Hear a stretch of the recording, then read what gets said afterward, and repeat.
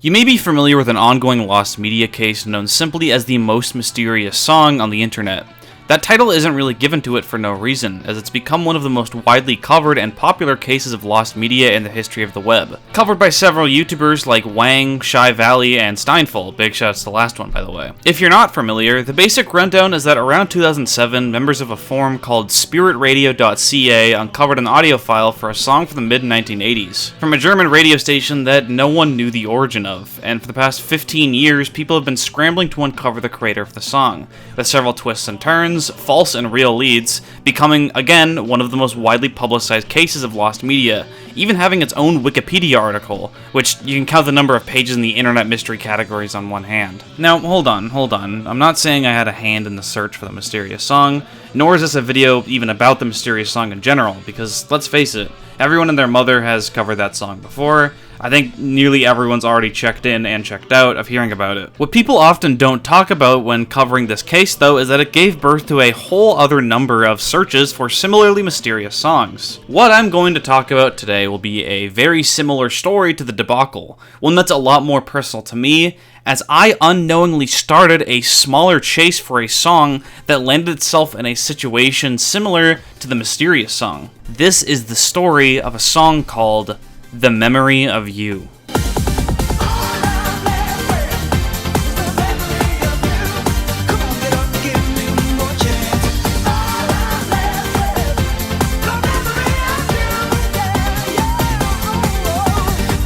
How I came across this song was from a site called PetitTube. PetitTube is another thing I probably have to explain, as without context it sounds like some obscure adult site. It's basically just a site that shows you random YouTube videos with low view counts. And that's it. Anyways, in 2018 or 2019, I found this video by a weird and mysterious content farm botnet kind of channel called Manus Studios. The title's written in Indonesian, and while I'm not really sure what the purpose of this video or channel even is, I could tell one thing for certain. The music was weirdly really good. I swear, it sounded like some famous pop song from the 90s that had just somehow flown under my radar, which was probably a more than reasonable assumption given the fact that I was about 16 at the time. Immediately, I tried looking up the lyrics to the song. However, no matter how many lyrics in the song I searched up, nothing ever came back. So I took to Reddit, more specifically a subreddit called r/namethatsong, the purpose of which being, well, you can probably guess. What song is this? I inquired on my now defunct Reddit account.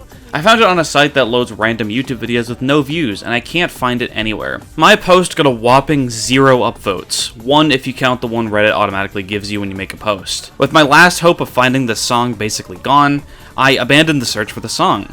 I didn't have investigative skills or anything like that. I was only like 16, so I kinda just gave up. I even forgot the link and even about the situation in general. That was until 3 years later. In 2022, I woke up one day in a cold sweat.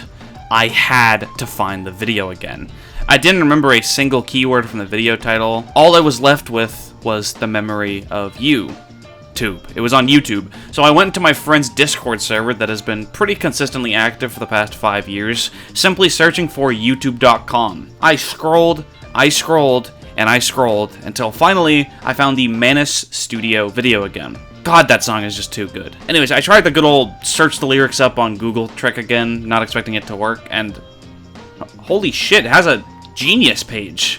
That's kind of weird, isn't it? I mean, it basically didn't exist when I found it, with no trace of it being anywhere on the internet, but 3 years later, it suddenly is the first result on Google. After digging a little bit further, I noticed that the full song had been uploaded to YouTube by a user named LostWaveFinder in 2020, a full year after my original Reddit post. The description gives quite a bit of insight into how the search for this song has been going. This song, along with Long After the Night Has Gone, have been confirmed to be written by Paul Berry, Gary Miller, Steve Torch, and Peter Waterman, the latter two of which being pretty popular British music producers of the 1990s. The search was conducted through several Discord servers, only some of which seemed to be public, so I'm not exactly sure how they found the songwriters, but the general gist is that apparently someone randomly came across a listing on a music catalog that had a song title that matched one of the lyrics. Especially puzzling is that the only person they couldn't find was the person singing the actual lyrics. Not even any of the living songwriters that the searchers got in contact with could remember the names of the singers. Especially puzzling is that no one has any clue of how Mana Studio even got a hold of this song, seeing as all evidence points to it supposedly being a demo intended for a pop band called No Mercy. However, the song was never picked for whatever reason. The way they found the full song is that it was just kind of lying around in one of Mana Studio's thousands of videos, but still no way of actually knowing how they got a hold of it to this day. Now, Mana Studio seems to be some kind of weird botnet malware thing that just spams up YouTube with these videos, with channels like this often taking up a large chunk of PetitTube's catalog, unfortunately. The leading theory is that Mana Studio actually hacked one of the songwriters, specifically Gary Miller, and acquired the song to use for the weird bot videos, which is kind of a really weird explanation that doesn't make a whole lot of sense, at least in my mind, but also there's not really any more sensible explanation for this, and I'm also not really claiming to know much about how botnets really work. After this discovery, I appeared in one of the Lost Song Discord servers, noticing the fact that Memory of You had its own channel, listed along the big names like the Most Mysterious Song and the Filthy Frank Kenya Dance, if you're aware of that. I entered the channel and said, unless I'm mistaken, I'm pretty sure I'm the person who found the original Mana Studio vid. Again, there is literally no way this search couldn't have started from me, since I found it on a site that gives you videos with literally 0 views. Someone responded, basically saying, holy fuck, and filled me in on the situation.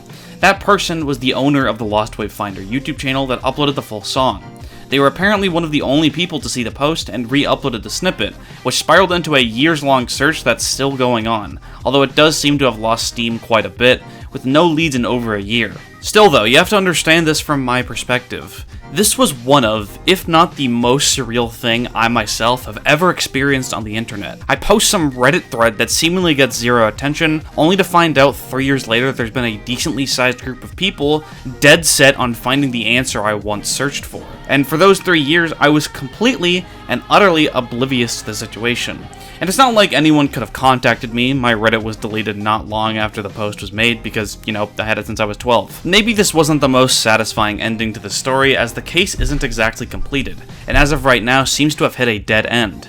But I just wanted to share one of my craziest internet stories that I both played a significant part in, while also not playing a part in at all. I suppose the moral of the story here is that if you have some personal unexplained thing on the internet you found, post online. You'll never know who's willing to go to the ends of the earth to find out your weird thing. If you want more cool internet stuff, don't forget to subscribe and check out my YouTube Iceberg series, and that's about it. See ya.